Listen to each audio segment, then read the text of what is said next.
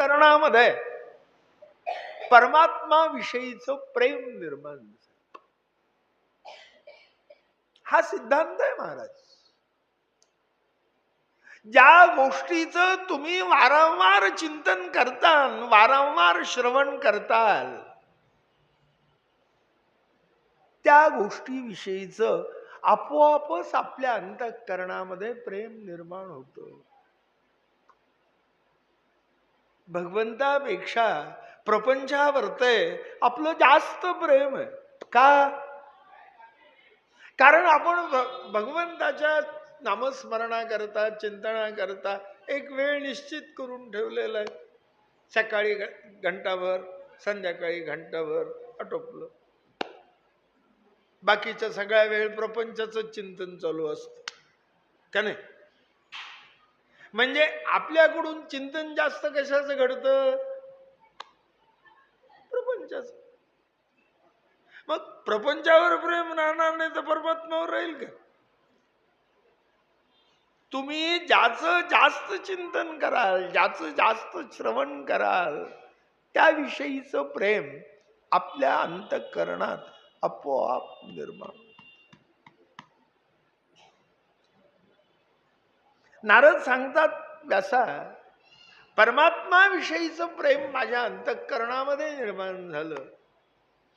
ब्राह्मणाचा चातुर्मास आटोपला, ब्राह्मण आपापल्या घराला निघाले. मनात विचार आला,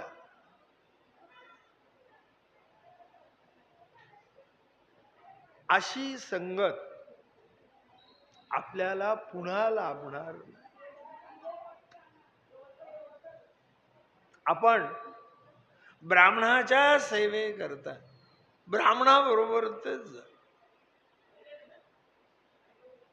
म्हणून चालू लागलो. काही अंतर गेल्यानंतर ही गोष्ट या ब्राह्मणाच्या लक्षात आली की हा मुलगा आपल्या बरोबर येतो. त्याने चौकशी केली, त्या मुलाला कोणी बरोबर घेतलं? तुम्ही घेतलं का? तुम्ही घेतलं का? कुणीच म्हणे ना आम्ही घेतलं. एका ब्राह्मणाने मला विचारलं, बाळा तुम्ही कुणीकडे निघालात? मी म्हटलं, ब्राह्मणा हो, मला तुमचा सहवास आवडला आणि अशी संगत पुन्हा काही लाभणार नाही. तुमच्या सेवेकरता आम्ही तुमच्या बरोबर यायला. ब्राह्मण म्हणाले, नाही, आमच्या बरोबर येऊ नका. आमचं सोळं वोळं तुमच्याच्याने सांभाळला जाणार नाही. घराला जा, आई वडिलाची सेवा करा, भगवंताची सेवा करा, त्यात तुमचं कल्याण. आणि ही वास्तविकता आहे की आई वडील हेच देव आहेत. आई वडिलांची सेवा म्हणजे भगवंताची सेवा आहे. म्हणून तर आपल्या उपनिषदांची सुरुवातच आहे, मातृदेवो भव, पितृदेवो भव, आचार्य देवो भव, अतिथी देवो भव. आई वडील गुरु हे प्रत्यक्ष देव आहेत. यांच्या सेवेने भगवंत मिळतो. याचं उदाहरण आहे पुंडलिकाचं.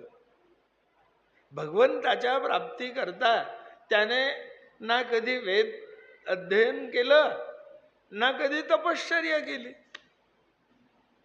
ना तुमच्या आमच्यासारखे कथा पुराण ऐकत बसला.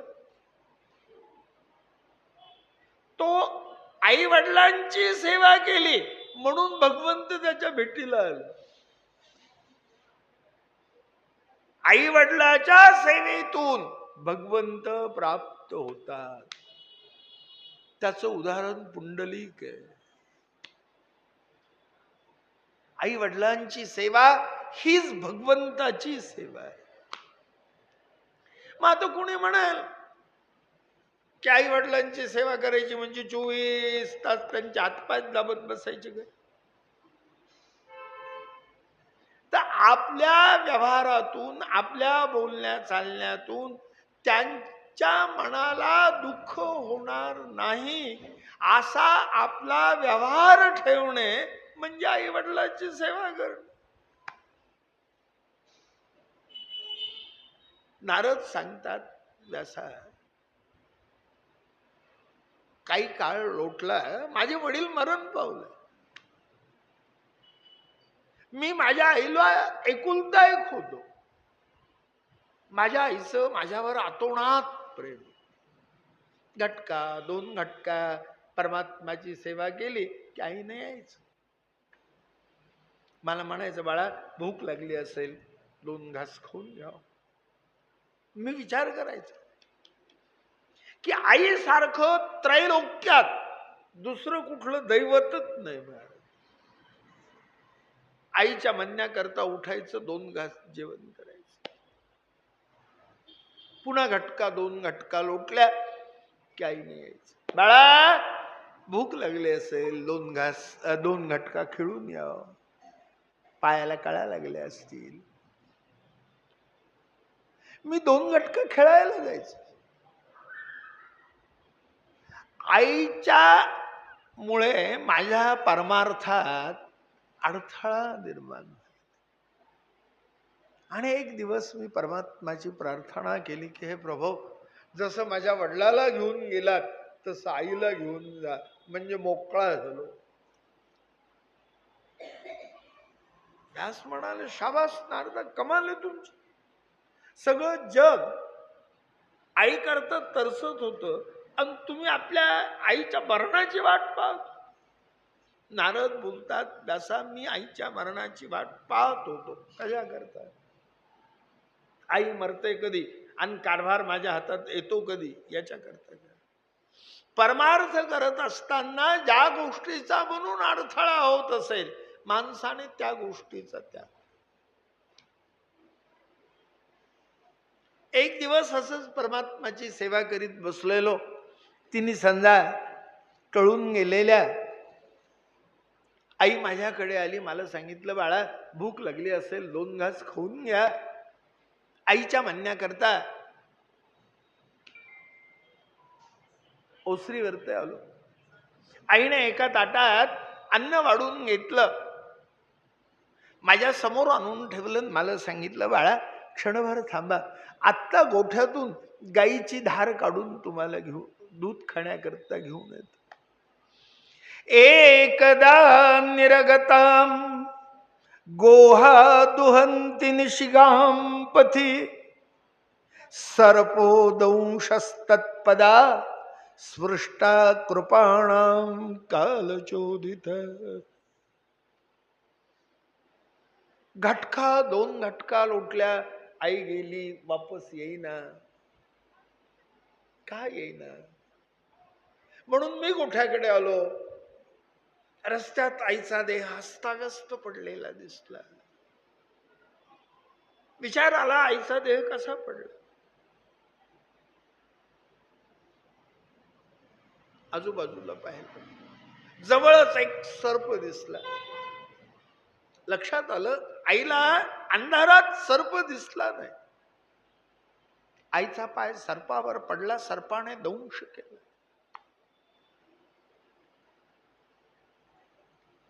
आई मेली का याची खात्री करून घेतली. आईला मेलेलं पाहिलं, मला एवढा आनंद झाला आणि त्या आनंदात मी एवढं हसलो. असं हसू आयुष्यात आधी मला कधी आलं नव्हतं आणि पुढं कधी येणार नाही. कमालच. आई मेल्यानंतर सगळं जग धाय मुकलू मुकलू रडत आणि तुम्हाला हसायला काय रोग आला? नारद बोलतात, व्यासा मला याचा आनंद झालता.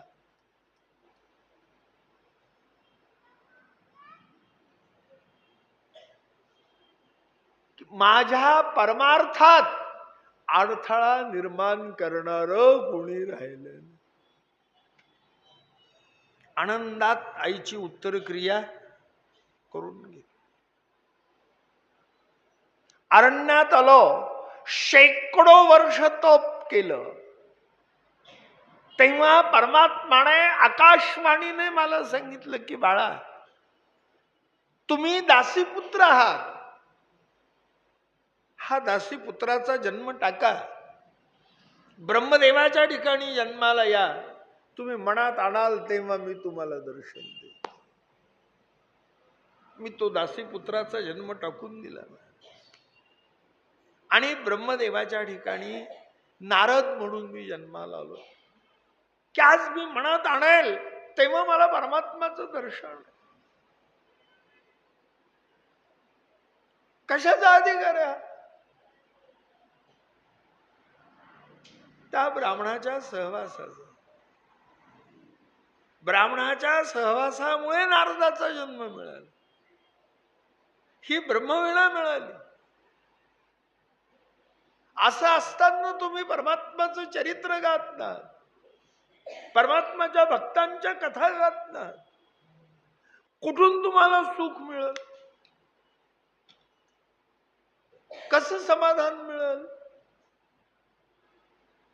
नारदाने व्यासाला उपदेश केला आणि नारद आपल्या लोकाला निघून.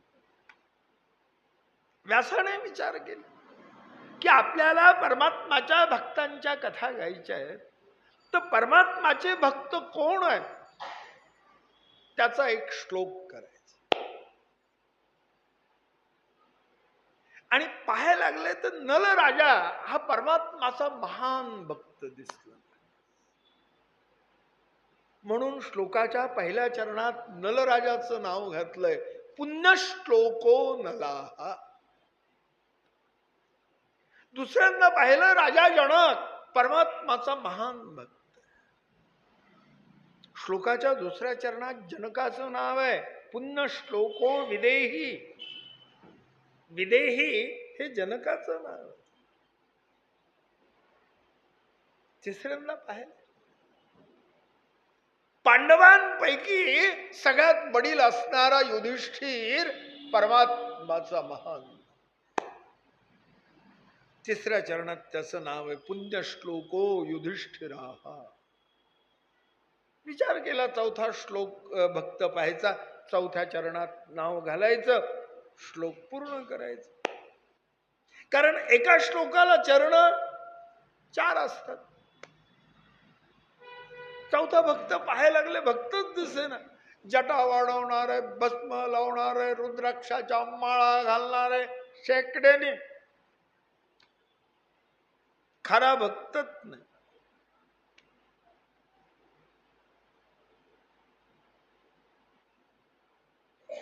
त्यावेळेस त्या ठिकाणी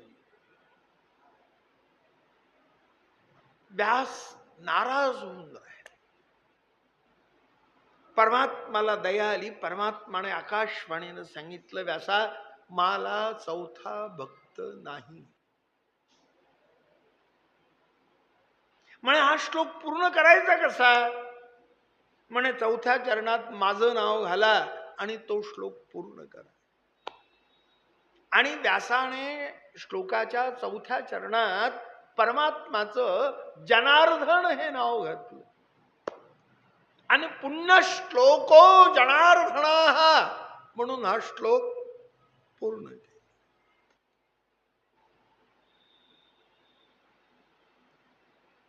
विचार आला, कोणत्या भक्ताचं चरित्र गायचं? नलराजाचं? म्हणे नाही नाही, महाभारतात वनपर्वात नलराजाचं चरित्र सविस्तर. जनकाचं? म्हणे नाही, सगळे उपनिषद जनकाच्या चरित्रानेच भरलेली आहेत. मग पांडवांसारखी परमात्माची भक्ती कुणीच केली आणि आपल्याला पांडवांचंच चरित्र घ्या. आणि व्यासानी भागवताच्या आरंभाला पांडवांचं चरित्र गायलं. हे पांडवांचं चरित्र कुठपासून कुठपर्यंत गायलंय ते आपण पुढच्या अध्यायात पाहणार आहोत. इति श्रीमद्भागवते महापुराणे प्रथम स्कंदे अध्यायः. हरये नमः.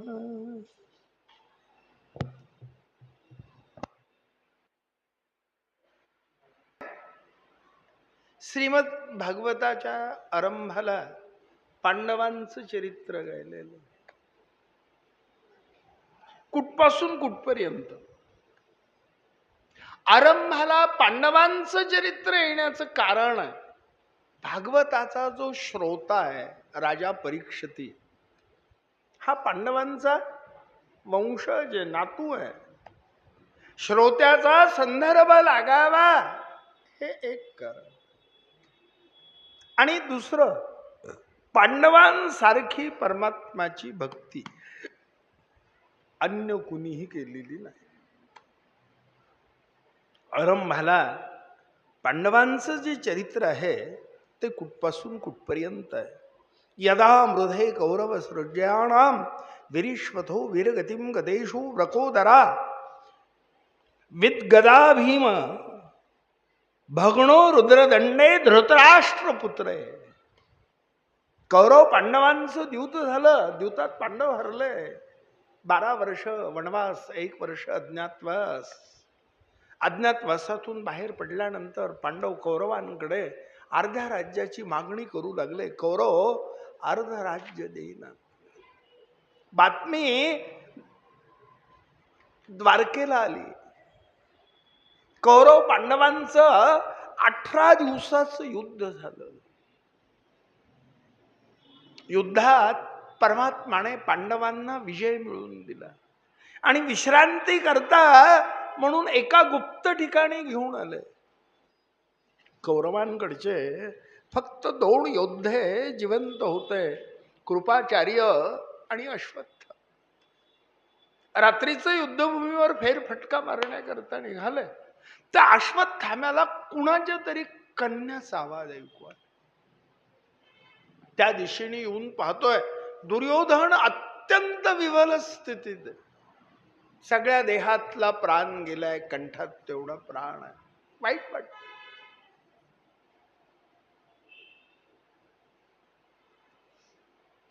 त्या ठिकाणी काय या पुरुषाचं ऐश्वर्य आहे की पूर्व समुद्रापासून पश्चिम समुद्रापर्यंत पसरलेल्या पृथ्वीचा सम्राट राजा मृत्यूची वाट पाहतोय आणि मृत्यू येत नाही. दया आली. कमंडलूतलं पाणी घेतलं, दुर्योधनाच्या तोंडावर टाकलं. सावध झाला. डोळे उघडून पाहतो, अश्वत्थामा आहे. विचारलं अश्वत्थाम्याने, महाराज तुमचे प्राण का जात नाही? काय शेवटची इच्छा असेल सांगा, पूर्ण करू. दुर्योधनाने सांगितलं, अश्वत्थामा शेवटची एक इच्छा आहे. पांडवांच्या जर माना कापून आणून दाखवल्या तर माझे प्राण सुखात. हसला अश्वत्थ. कमाल. बहुबनकी झाली, कसोम झालो महाराज. अहो पांडवांमुळे याची ही अवस्था आहे आणि तरी हा पांडवांच्याच मनाची इच्छा करतो.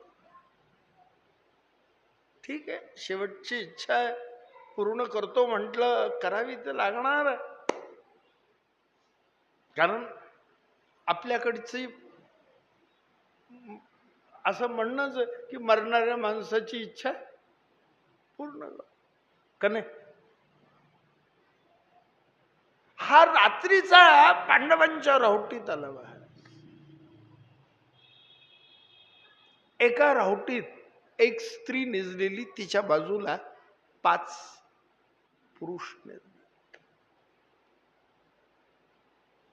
याने विचार केला, ही स्त्री म्हणजे द्रौपदी आणि तिच्या बाजूला निजलेले 5 पुरुष म्हणजे तिचे 5 पती पांडव. यानं पांडव समजून झोपेत 5 पुरुषाच्या माना कापल्या पोरांच्या. 2 मुंडके एका हातात, 3 मुंडके एका हातात. निघाला.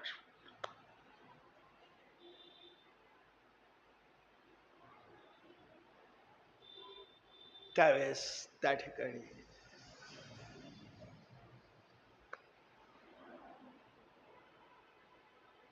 अश्वत्थामाला लांबून येताना पाहिलं दुर्योधनानं.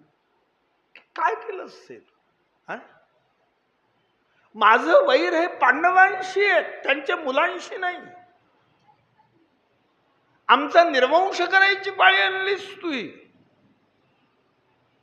तेव्हा कुठं हातातल्या मानांकडे पाहतो. तर खरंच पांडव जिवंत आहेत, आपल्याला जिवंत ठेवत नाहीत. मुंडके तिथं टाकून नेले. जवळ असे करत होता, रथात बसला आणि पळून निघाला. परमात्मा पांडवांना विश्रांती घेऊन राहुटीला घेऊन आला. द्रौपदीला रडताना पाहिलं, कारण विचारलं, हा घडलेला वृत्तांत कळाला. तात्काळ अर्जुनाने कमंडलूतलं पाणी आपल्या हातात घेतलं आणि प्रतिज्ञा केली की ज्या पुरुषाने माझ्या पोराच्या माना कापल्या असतील त्या पुरुषाच्या रक्ताने पोरांच्या नावाने तर्पण करल तरच स्वस्त बसल, नसता अग्निकाष्ट भक्षण करेल. परमात्मा तिथे जगातल्या गोष्टी कळतात. आणि पांडवांच्या पोरांच्या माना कोणी कापल्या कळालं नसेल. अर्जुनाला रथात घेतलं, स्वतः घोड्याचे दोरा परमात्माने हातात घेतलाय. अर्जुनाचा रथ अश्वत्थाम्याच्या रथाच्या माग सोडला. थोड्याच वेळात अश्वत्थामाचा रथ दृष्टीपथात. अश्वत्थाम्याच्या रथाचे घोडे रात्रभर पळून पळून थकलेले घोडे पळेन. मग यानं रथाच्या खाली उडी घेतली, तो पायपाय पळायला लागला. महाराज, माणूस पायपाय किती पळत असतो? शेवटी माणसाच्या पळण्याला मर्यादा आहे. माणूस पळून पळून किती पळेल? 1 फरलांग, 2 फरलांग, 4 फरलांग. थकला, उलथून तोंडावर पडायला लागला, देहाला जखमा होऊ लागल्या. अर्जुनाने रथाच्या खाली उडी घेतली, अश्वत्थाम्याच्या मानगुटीला धरलं, उचलला, रथात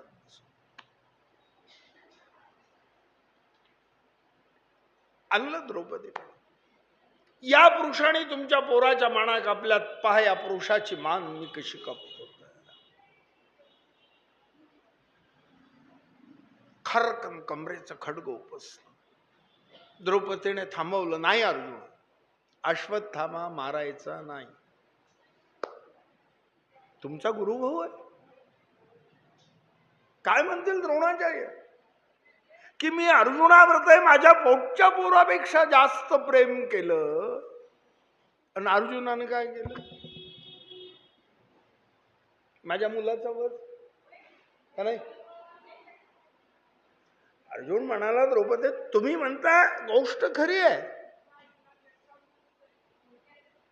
पण माझी प्रतिज्ञा म्हणे नाही. शास्त्राने सुद्धा तुम्हाला अश्वत्थाम्याचा वध करण्याकरता निषेध केलेला. शास्त्राचं त्या ठिकाणी विधान आहे की इतक्या जणांचा वध करण्याकरता निषेध आहे. मत्तम प्रमुत्तम सुप्तम बालम स्त्रियम जडम प्रपन्नम विरथम भीतम न रिपुम हंते धर्मवीत. ज्याने मदिरापान केलंय म्हणजे दारू पिलंय त्याचा वध करता येत नाही. जो व्याधीने रोगाने जर्जर झालाय त्याचा वध करता येत नाही. बाल जो वयाने लहान आहे, जड जो बुद्धीने वेडा आहे, स्त्रियांचा जो रथावरती नाहीये, हातात शस्त्र नाहीये, शरण आलेला आहे, भ्यालेला आहे, एवढ्या जणांचा वध करण्याकरता निषेध आहे. अश्वत्थामा शरण आलेला आहे, भ्यालेला आहे, रथावर नाही, हातात शस्त्र नाही, कसं मार नाही मारताय. म्हणे ठीक आहे, मी अग्निकाष्ठ भक्षण करतो. परमात्मा तिथे, परमात्माने सांगितलं नाही, तुम्हाला अग्निकाष्ठ भक्षण करण्याची गरज नाही. म्हणे कस काय? म्हणे प्रतिज्ञा काय? ज्या पुरुषाने माझ्या पोराच्या माना कापल्या असतील त्या पुरुषाच्या रक्ताने पोराच्या नावाने तर्पण करणार, ही प्रतिज्ञा. नसता अग्निकाष्ठ भक्षण. म्हणे ठीक आहे ना, तुम्ही अश्वत्थाम्याच्या मस्तकामध्ये जखम करा, ओंजळवर रक्त काढून घ्या, त्या रक्ताने पोराच्या नावाने तर्पण करा, त्याच्या मस्तकातला पुण्याचा मणी काढून घ्या, धर्मराजाला परिधान करण्याकरता द्या,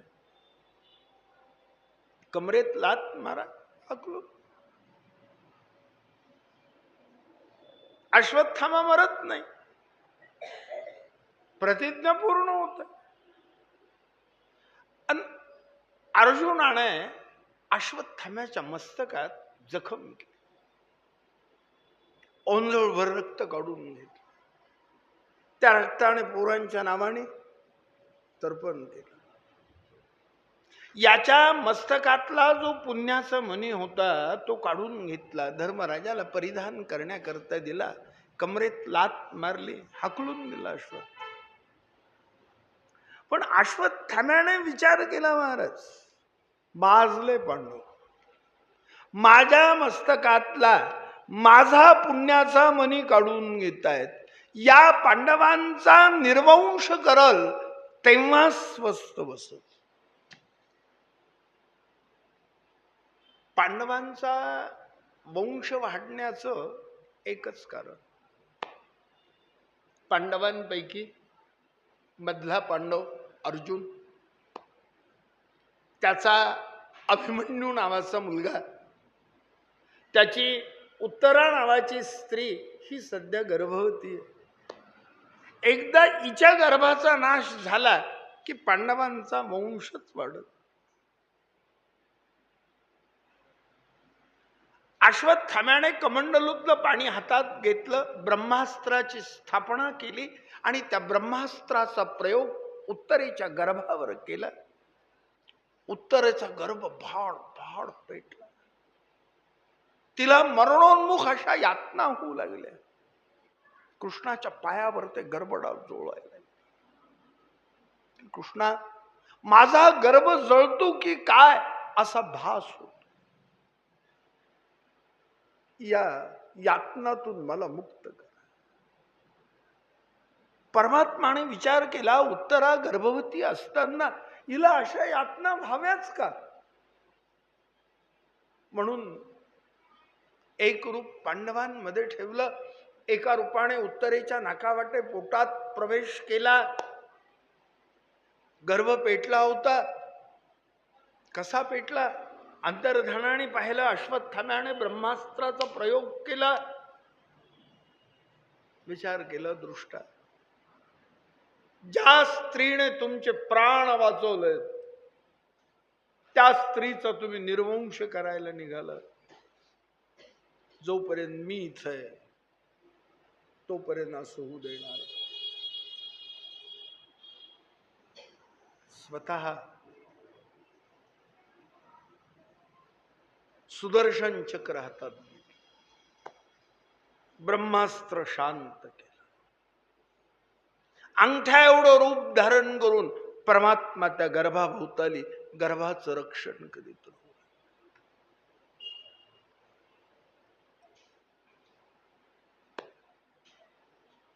5 महिन्याचा काळ लोटला. गर्भाने परमात्माला ओळखलं, परमात्माची स्तुती करायला लागला. परमात्माने ती स्तुती ऐकली आणि परमात्मा बोलतायत, गर्भावस्थेत तुम्ही आम्हाला ओळखलं, जा मी तुम्हाला वर देतोय. जेव्हा जन्माला याल तेव्हा सगळं जग तुम्हाला परीक्षित या नावाने ओळखेल.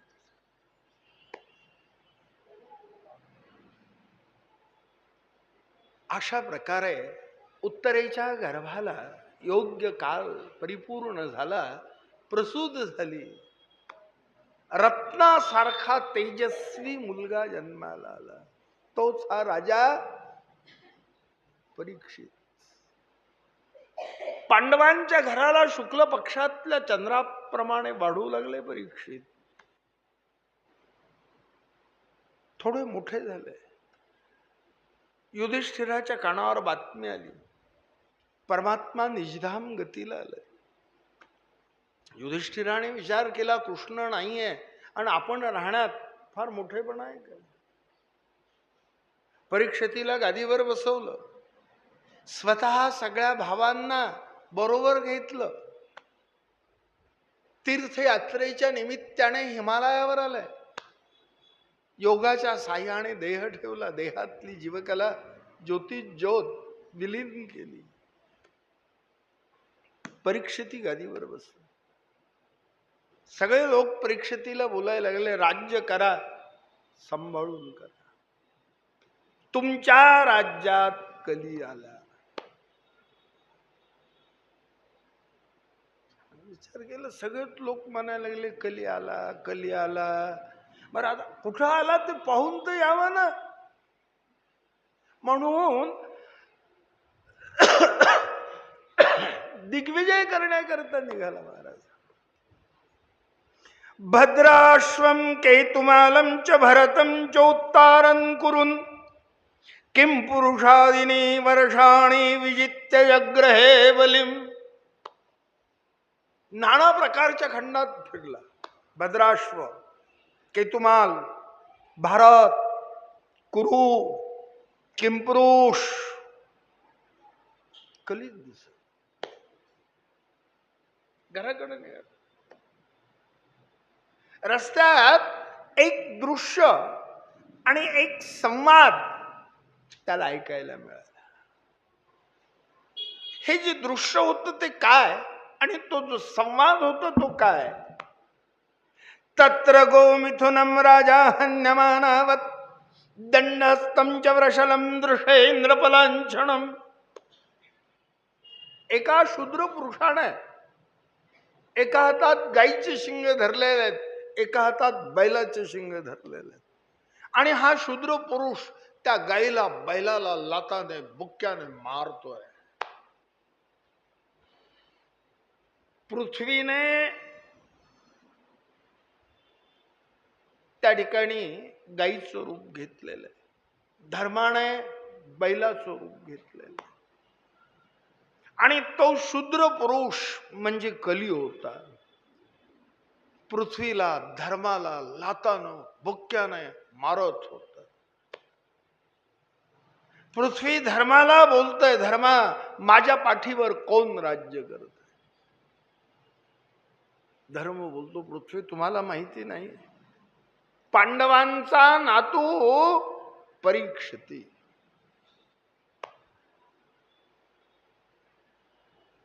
पृथ्वी बोलते, हा परीक्षिती पांडवांच्या वंशात जन्माला आला कशाला? बरं आला तर आला, पाचव्या दिवशी का मेला नाही? धर्म बोलतात, पृथ्वी असं बोलत असतात.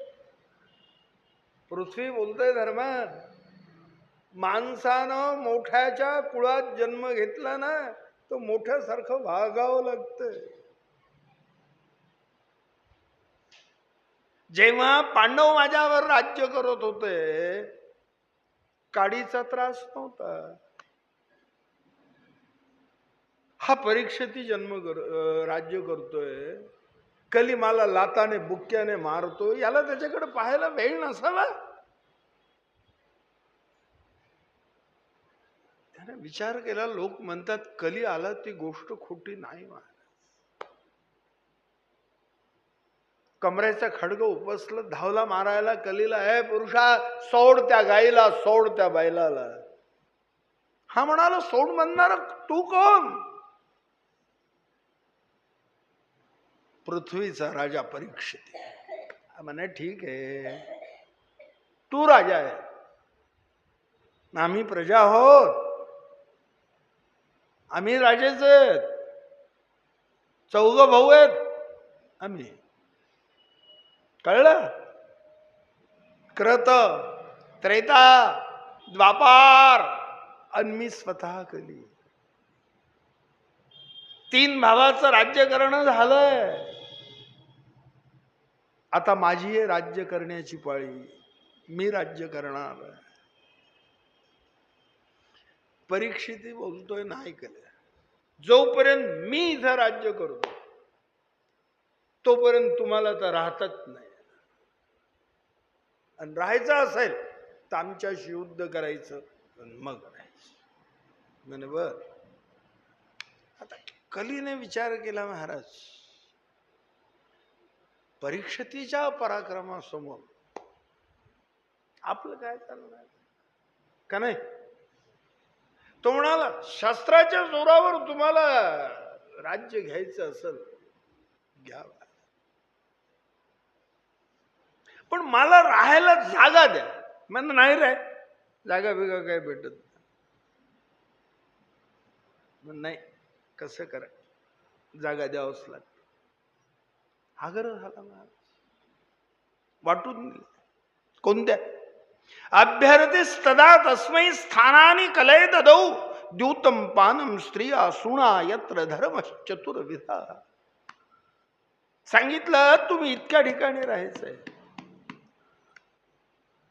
जिथं द्यूत म्हणजे जुगार चालू असेल, पाणम म्हणजे दारू पिणं चालू असेल, स्त्रियांच्या ठिकाणी, आणि सुणा म्हणजे जिथं मांस विक्री चालू असेल त्या ठिकाणी. इतक्या ठिकाणी केले आहे का? कसं द्यूत म्हणजे जुगार जिथं चालतो तिथं हजारोचे लाखोचे व्यवहार चालतात. काही ना काही कारण होतं आणि भांडण सुरू का. पाणम दारू पिणं हे दृश्य आपण रोज पाहतो. लोक पितात छटाक अनाव आणतात शहराचा का. कली आहे.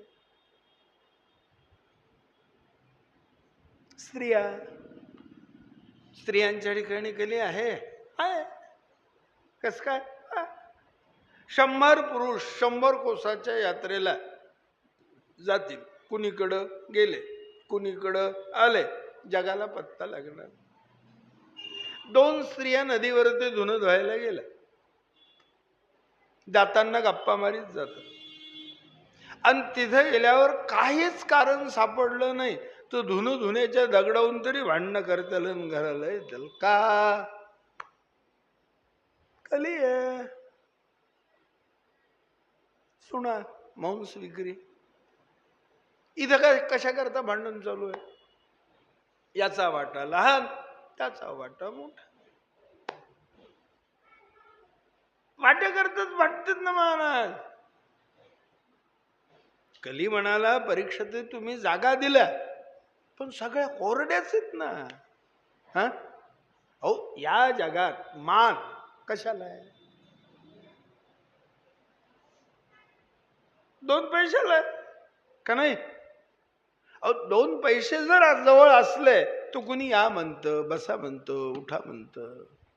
ते 2 पैसे जवळ नसू द्या कुणी कोणाला विचारायला रिकाम. एखादी पैशाची जागा द्या म्हणा. नाही जे दिलंय ते फार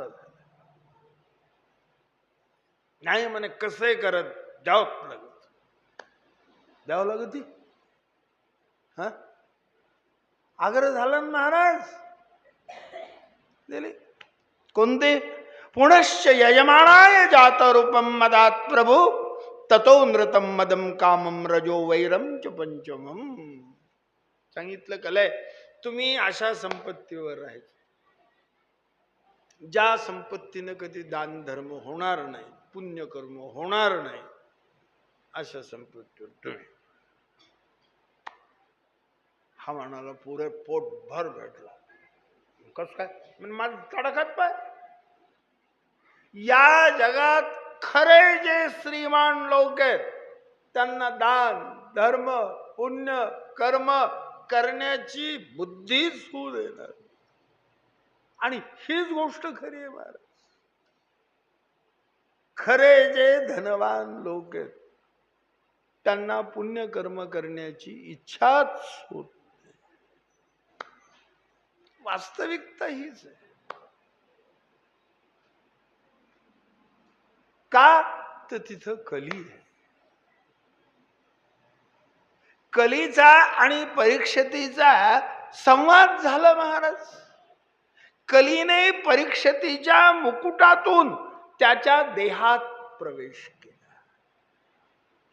कलीने परीक्षितीच्या मुकुटातून प्रवेश का केला? याची दोन कारण आहेत. पहिलं, मुकुट हे सत्तेचं प्रतीक आहे. माणूस सत्तेवर गेला कली आपोआप त्याच्या देहात प्रवेश करतो. आणि याचा अनुभव आपल्याला प्रत्यक्ष जीवनात येतो का नाही येत? तुम्ही पहा, एखादा माणूस निवडून यायच्या आधी तुम्ही त्याच्याशी भेटायला जा, बोलायला जा, तो कसा बोलतो, कसा भेटतो ते पहा. आणि निवडून आल्यावर मग त्याच्या भेटीला जा, मग कसा बोलतो, कसा का व्यवहार करतो ते पहा. अनुभवाला येणारी गोष्ट आहे महाराज.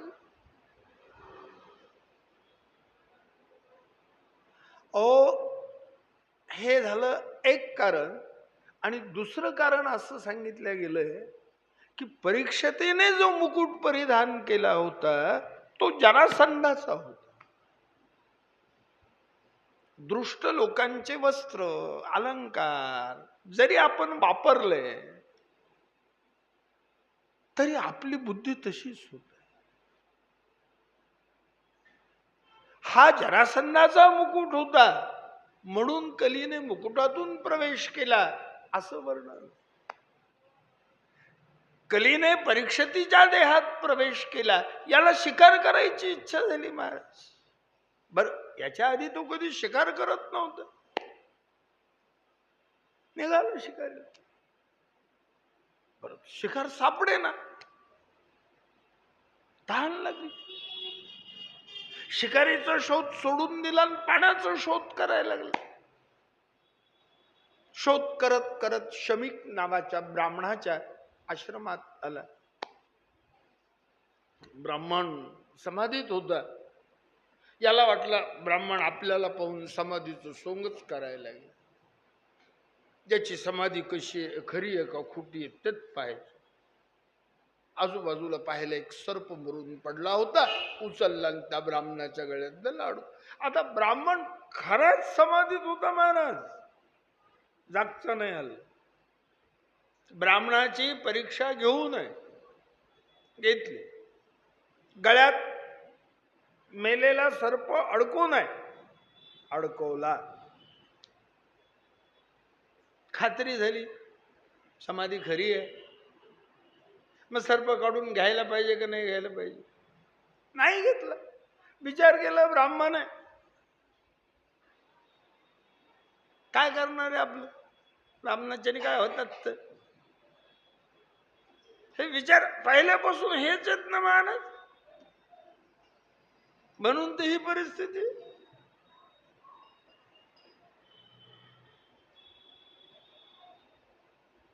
निघाल. याला शृंगी नावाचा मुलगा होता. मित्रांबरोबर खेळायला गेलता. खेळत खेळत आले पोरं बाहेर. पाहतात वडिलाच्या गळ्यात सर्प येऊन बसला, रडायला लागली. पोरांनी विचारलं काय झालं? म्हणे आमच्या वडिलाच्या गळ्यात सर्प येऊन बसलं. पोरं बारकाईने पाहतात सर्प मेलेला आहे. सांगितलं काही होत नाही, सर्प मेले. विचार केला, वडील समाधीत असताना आमच्या वडिलाची थट्टा कोणी केली? तात्काळ कमंडलूतलं पाणी हातात घेतलं आणि शाप दिला की ज्या पुरुषाने माझ्या वडिलाची थट्टा केली असेल त्याला 7व्या दिवसाला सगळ्या सर्पाचा राजा तक्षक नावाचा सर्प येऊन दंश करणार, तो मरणार, मरणार म्हणून सोडलं. हे मरणार मरणार शब्द उच्चारण्याची वेळ आणि शमिकाची समाधी उतरायची वेळ एकच. विचारलं कुणाला शाप दिला? म्हणजे गळ्याकडं पाहतात मेलेलं सर्प. ज्याने तुमची थट्टा केली त्याला कुणाला लागला? अंतर्ध्यानाने पाहिलं राजा परीक्षित, अपराध पाहिला मोहरी एवढा, शिक्षा दिली फाशीची. असं असतं का? तुमच्या लक्षात आलं हा शाप कुणाला लागला?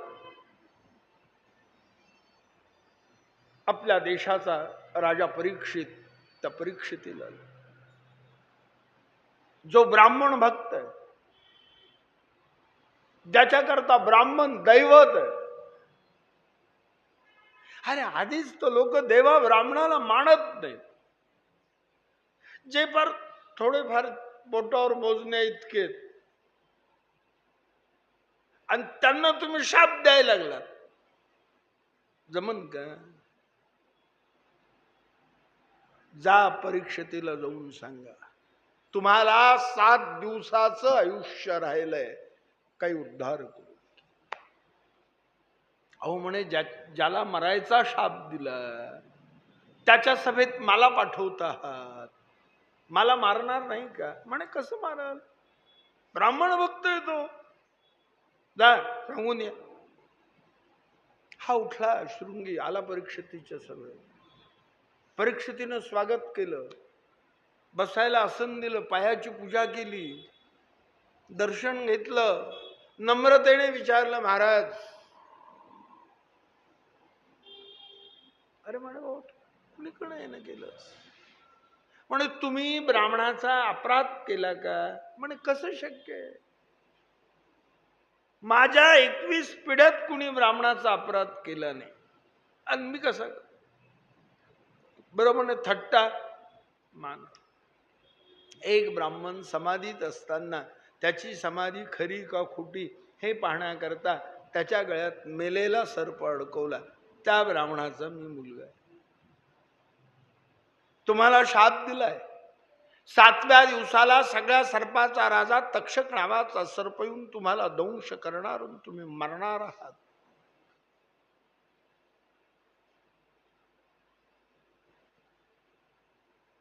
हे सांगायला आलोय की काही उद्धार करून घ्यायचा असला तर घ्या. परीक्षितीने शृंगीचे पाय धरले की तुम्हा ब्राह्मणाचे आमच्यावर उपकार आहेत, अपराध अति केला, शासन आम्हाला. तुम्ही जर म्हणाला असता ज्या पुरुषाने माझ्या बापाची थट्टा केली त्याचे बाप नरकाला जाओ, काय झालं असतं? अपराध केला असता, मी नरक भोगावं लागला असता बापाला.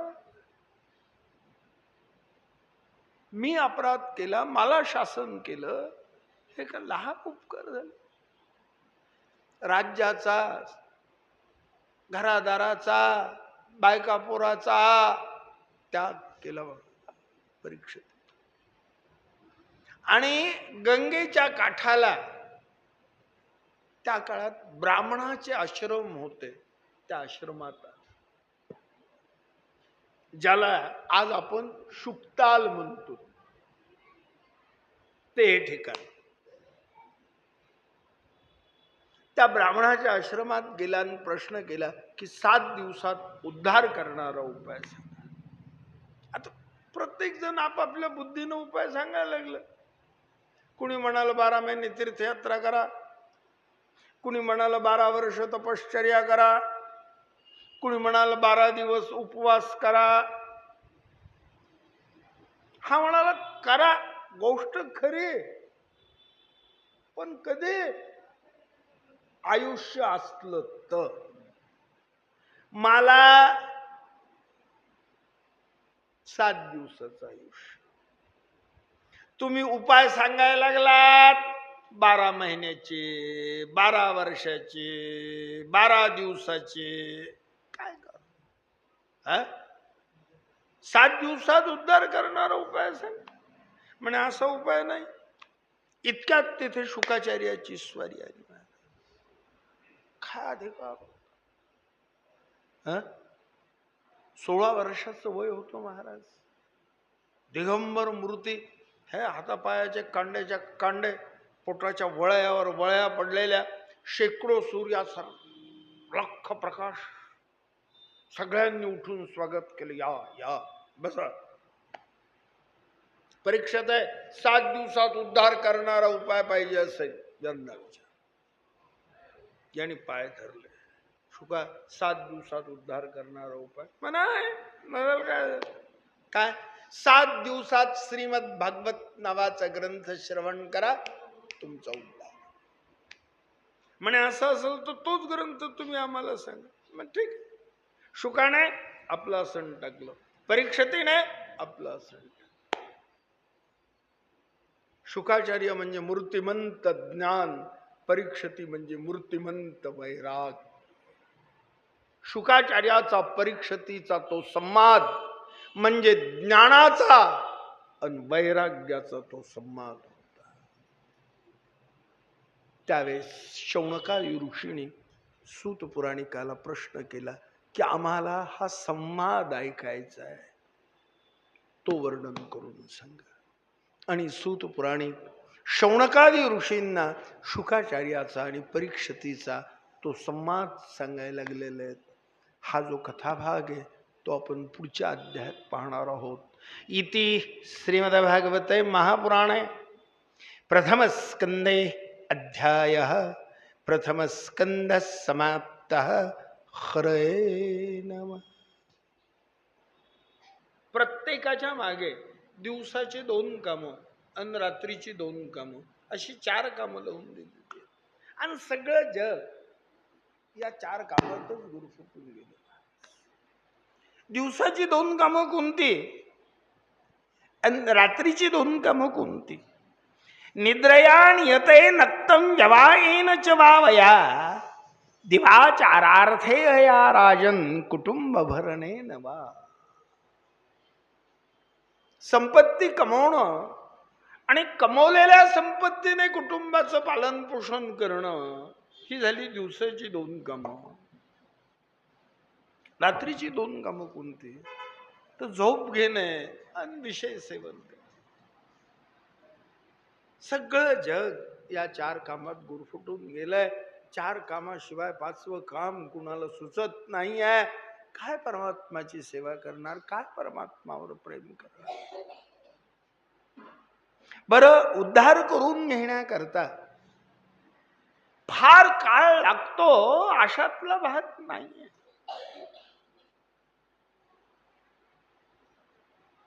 याकरता आम्ही तुम्हाला खट्वांग राजाचं चरित्र सांगतो.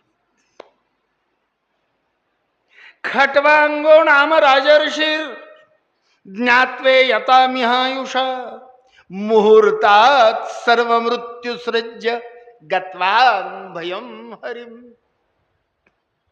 इक्ष्वाकू कुलात जन्माला आलेला खट्वांग नावाचा राजा महाराज, महान पराक्रम. एकदा देव दैत्यांचं युद्ध झालं. इंद्राने खट्वांगाला साह्याला बोलवलं.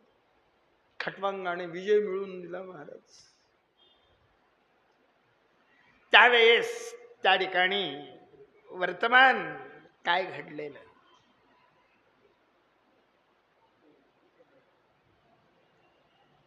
या खट्वांग राजाने इंद्राला विजय प्राप्त करून दिला. इंद्र म्हणाला, खट्वांगा, तुमच्या पराक्रमामुळे मला हा विजय प्राप्त झाला. तुम्हाला काय वर लागत असेल तो मागा.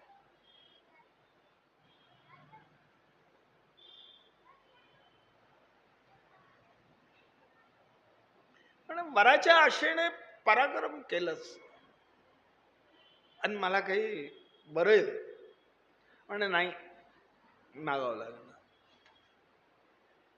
ठीक आहे. तुम्हाला वर द्यायचं आहे, मला लागत नाही. ते एक काम करा, माझं आयुष्य किती राहिलं ते सांगा, म्हणजे त्या हिशोबानं मला तुम्हाला वर मागता येईल का नाही. इंद्राने अंतर्धानाने पाहिलं, खट्वांग राजाला फक्त एका मुहूर्ताचं आयुष्य होत. एक मुहूर्त म्हणजे 2.5 तास.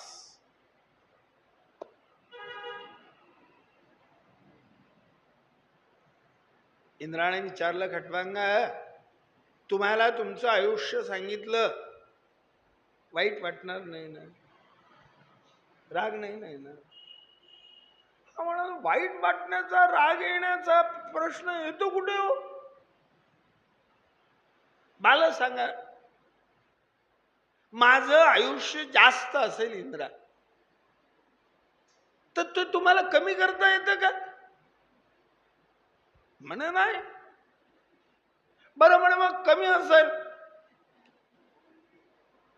ते वाढवता येतं का. नाही. कमी असलेलं आयुष्य जास्त करता येत नाही, जास्त असलेलं आयुष्य कमी करता येत नाही. जे आहे ते तुम्ही सांगणार आहात, त्यात राग येण्याचा, वाईट वाटण्याचा प्रश्न येतो कुठे. हा, काय असेल ते सांगा, मला काही नाही वाटत. इंद्राने सांगितलं, तुम्हाला या घटकेपासून एका मुहूर्ताचं आयुष्य आहे. ठीक आहे, मग आता मला सांगा, मी तुम्हाला वर काय मागणार. अहो, तुम्ही काही द्याल, सत्ता द्याल, संपत्ती द्याल, ऐश्वर्य द्याल, बायको द्याल, पोरं द्याल, स्वर्ग द्याल. किती वेळा करता, एका मुहूर्ता करता, काही लागत. याने घरादाराचा, बायका पोराचा त्याग केला, अरण्यात आला, परमात्माचं नामस्मरण करू लागलं. हा परमात्माच्या नामस्मरणामध्ये एवढा तल्लीन झाला होता महाराज, एक मुहूर्त कसं निघून गेलं पत्ता नाही लागला, आणि मरण पावलं. पण मरताना परमात्माचं नाव तोंडात, म्हणून उत्तम गतीला. शुकाचार्य सांगतात, राजा खट्वांगाने एका मुहूर्तात आपला उद्धार करून घेतला. 7 दिवसाचं आयुष्य आहे तुम्हाला, आणि तुमचा उद्धार होणार, खात्री आहे तुमचा उद्धार होणार. हा म्हणाला, ठीक आहे.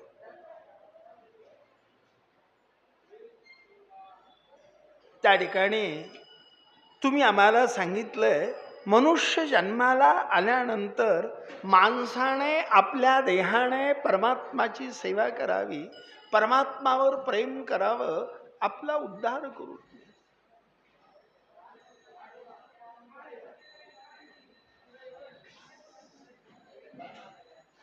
तर आम्हाला परमात्माच्या विराट स्वरूपाचं वर्णन करून सांगा.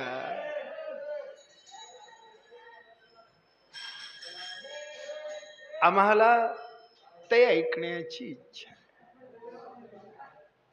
शुकाचार्य सांगतायत, राजा योग्य प्रश्न केलाय. लहान मुलाला अक्षर ओळख करून द्यायची असेल की पहिल्यांदा त्याला मोठाली अक्षर काढवून दाखवावी. आणि एकदा माणसाला मोठाल्या अक्षराचं ज्ञान झालं की सूक्ष्म अक्षराचं ज्ञान हे आपोआप होत असत. परमात्माचं हे जे विराट स्वरूप आहे ते कसं. पातालमेतस्य हि पादमूलम् पठन्ति पार्ष्णिप्रपदे रसतलम् महातलं विश्वसृजोधगुल्फौ तलातलं वै पुरुषस्य यंगे. परमात्माचं विराट असणार हे स्वरूप. परमात्माचे पाय म्हणजे पाताल नावाचं लोक आहे. परमात्माचे जाणू म्हणजे गुडघे सुतल नावाचं लोक आहे. परमात्माचं नाभिस्थान महितल नावाचं लोक आहे.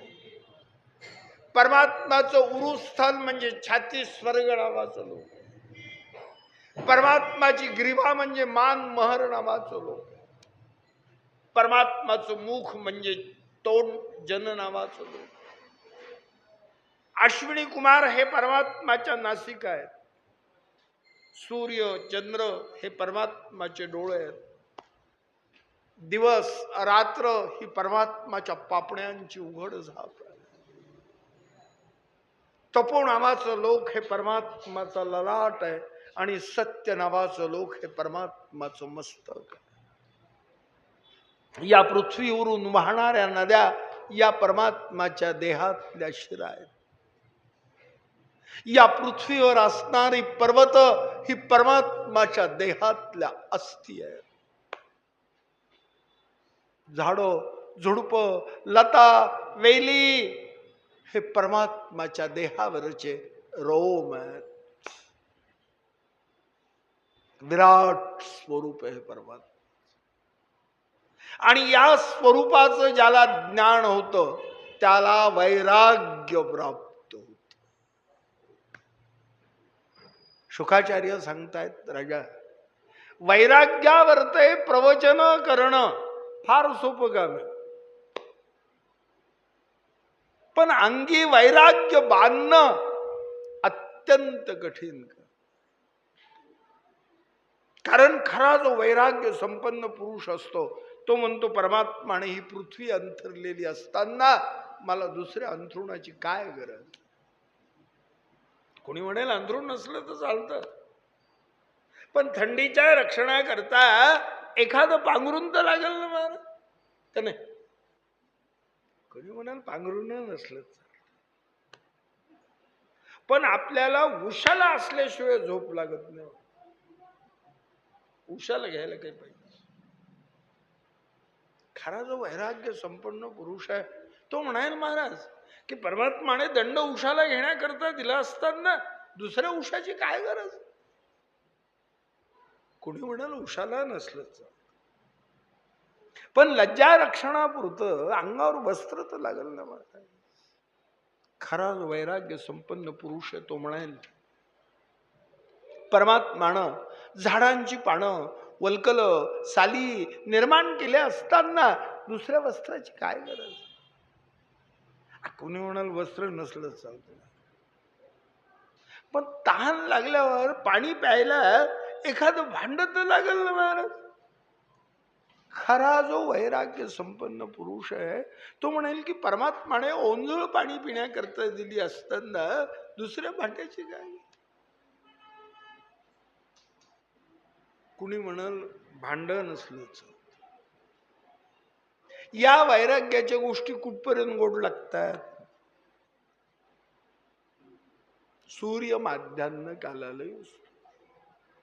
एकदा सूर्य माध्यान्ह कालाला आला आणि पोटात कवळे ओरडायला लागले की मग वैराग्याच्या काही गोष्टी गोड लागत नाही. कालच पाहिलं ना आपण, का नाही? पूजा व्हायची वाट पाहत होते लोक. आता भागवत नको म्हणे.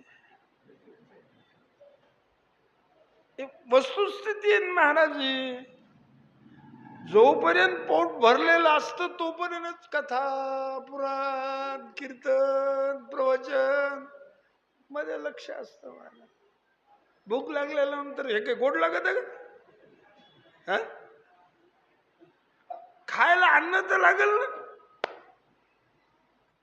पण खरा जो वैराग्य संपन्न पुरुष आहे तो म्हणेल परमात्मानं कंद मुळ फळ निर्माण केलेली असताना दुसऱ्या अन्नाची काय गरज. अशा प्रकारचं वैराग्य त्याला प्राप्त होतं आणि तो परमात्म्याच्या चरणावरती लीन होतो.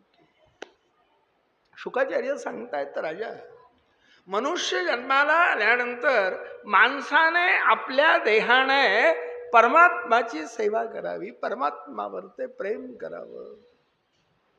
हा मनुष्य देह भगवंताने भगवत सेवे करता दिलाय. बाकीच्या या ज्या सगळ्या गोष्टी आहेत ना,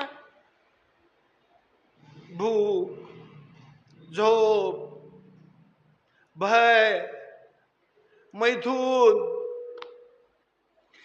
जीवाला कोणत्याही योनीत जन्माला आलं तर करता येतं.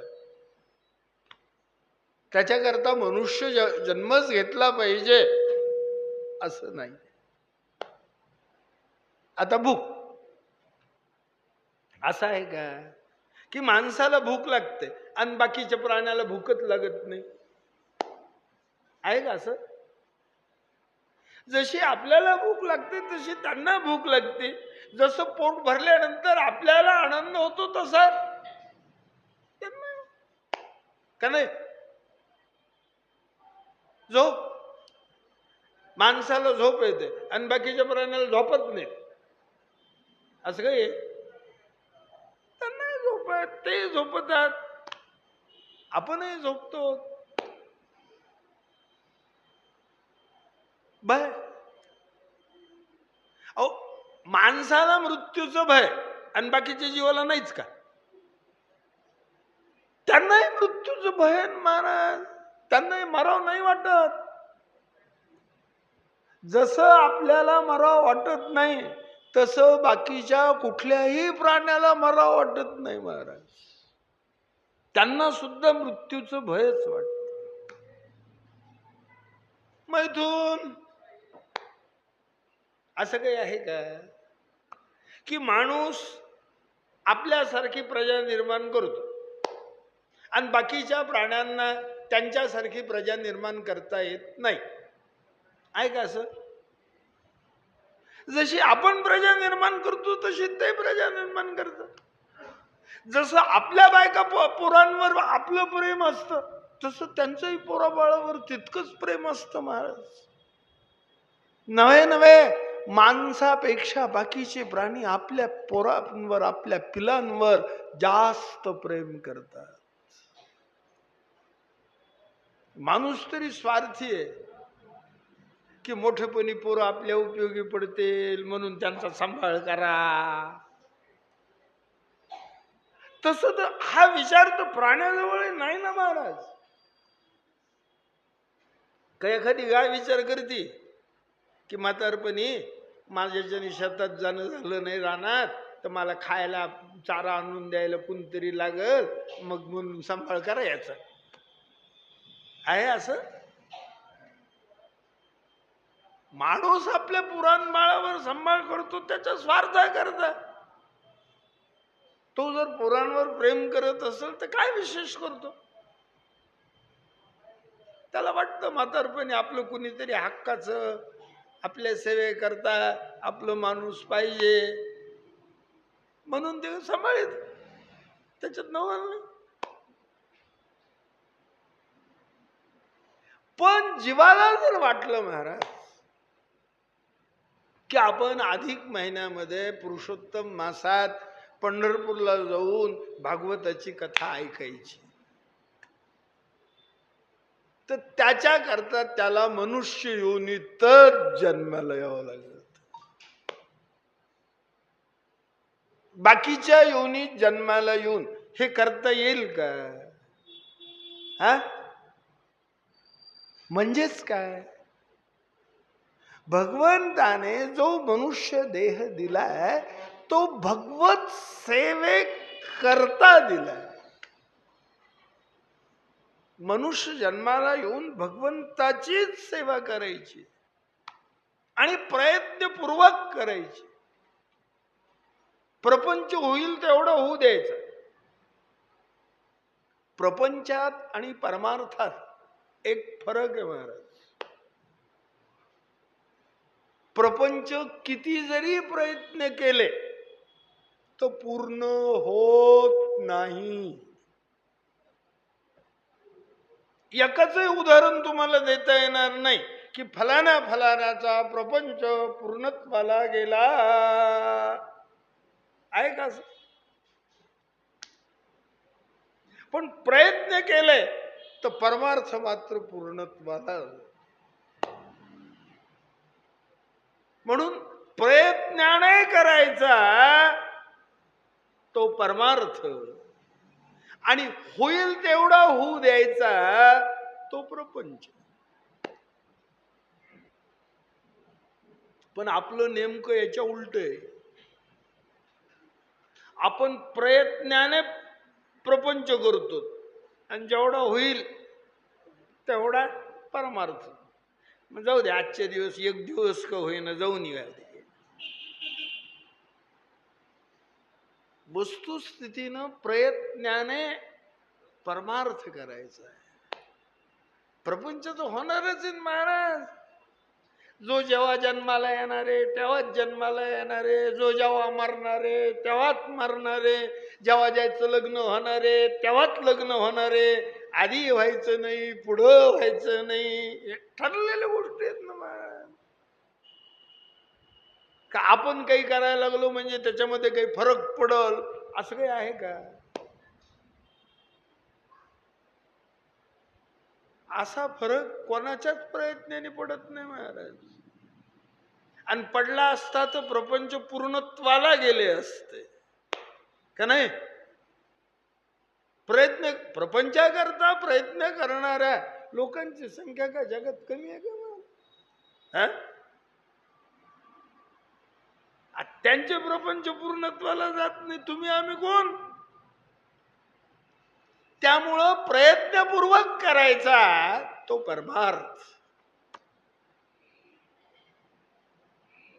शुकाचार्य सांगतायत, राजा, मनुष्य जन्माला येऊन जो आपल्या देहाने भगवंताची सेवा करत नाही त्याला माणूस समजू नये, प्रेत समजावं. कुणी म्हणेल कसं काय? तो चांगला श्वासोश्वास घेतो त्याला प्रेत कसं समज? शुकाचार्य सांगतात, राजा, असा श्वासोश्वास लोहाराच्या घरचा भाता देखील करू. त्या श्वासोश्वासाला काय अर्थ आहे? जो मनुष्य जन्माला येऊन आपल्या डोळ्याने कधी परमात्म्याच्या मूर्तीचं दर्शन घेत त्याला माणसाचे डोळे समजू नये, मोराच्या पिसावरचे निर्जीव डोळे समजा.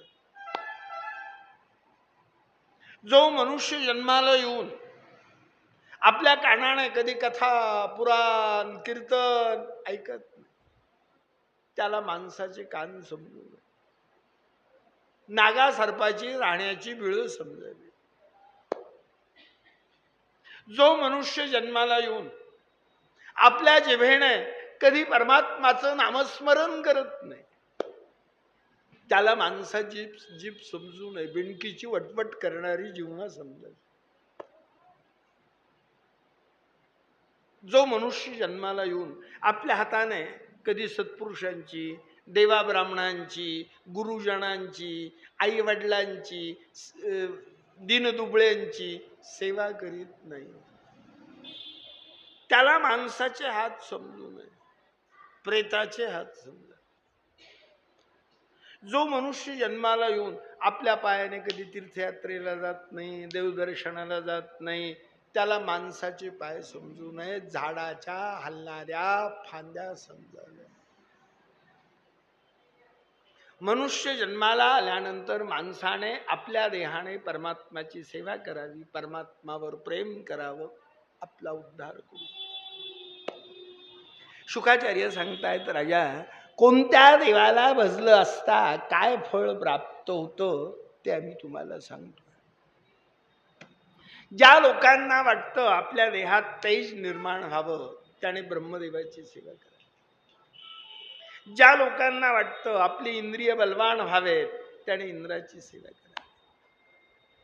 ज्या लोकांना वाटतं आपल्याला संपत्ती भरपूर मिळावी त्यांनी देवीची सेवा करावी. ज्या लोकांना वाटतं मृत्यूनंतर आपल्याला स्वर्गलोक प्राप्त व्हावा त्याने सूर्यनारायणाची सेवा करावी. ज्या लोकांना वाटतं की आपल्याला आत्मज्ञान प्राप्त व्हावं त्याने महादेवाची सेवा. आणि ज्यांना कोणाला यापैकी काही लागत असेल काही लागत नसेल त्याने भक्ती मार्गाने परमात्माची सेवा करा. परमात्माच्या प्राप्तीचे दोन मार्ग आहेत. एकाला भक्ती मार्ग म्हटलंय, एकाला योग मार्ग म्हटलं. योग मार्गाने परमात्मा प्राप्त होतात नाही असं नाही, पण योग मार्गाने परमात्माला प्राप्त करून घेताना योग्याच्या पतनाची शक्यता फार जास्त आहे. तसं भक्ती मार्गात नाहीये. भक्ती मार्ग हा शाश्वत आहे, खात्रीचा आहे. म्हणून इथे भक्ती मार्गाचं प्रतिपादन केलंय. राजा म्हणाला, शुका ठीक आहे, आम्हाला ब्रह्मदेवाने ब्रह्मांड कसं निर्माण केलं ते सांग. शुकाचार्य सांगतायत, राजा हा प्रश्न याच्या अगोदर नारदाने ब्रह्मदेवाला विचारलेला आहे. त्यांचा जो संवाद आहे तो सांगतो. एकदा नारद ब्रह्मलोकाला ब्रह्मदेवाच्या सभेत आले आणि प्रश्न केला, देव देव नमस्तेस्तु भूतभावन पूर्वज तद्विजानी यज्ञात्मम तत्व निदर्शनम. की हे देवादिदेवा ब्रह्मदेवा, तुम्ही हे ब्रह्मांड निर्माण केलं ते कसं? ब्रह्मदेव म्हणाले, ठीक आहे, मी ब्रह्मांड कसं निर्माण केलं ते तुम्हाला सांगणार आहे, पण त्याच्या अगोदर तुम्ही आम्हाला देवादिदेव असं का संबोधलं ते सांगा. म्हणे तुम्हाला देवादिदेव नाही म्हणायचं तर मग म्हणायचं कुणाला? सगळ्या ब्रह्मांडाच्या अगोदर तुम्ही जन्माला आलेला आहात. सगळ्या ब्रह्मांडाला निर्माण करणारे तुम्ही आहात. मग तुम्हाला नाही देवादिदेव म्हणायचं तर कोणाला म्हणायचं? तसं नाही. मी ज्यांच्या ठिकाणी जन्म घेतला ते माझ्या आधी जन्माला आलेले आहेत आणि माझ्यापेक्षा श्रेष्ठ. मग ठीक आहे, मग तुमचा कसा जन्म झाला ते सांगा आणि मग तुम्ही ब्रह्मांड कसं भरवलं ते सांगा.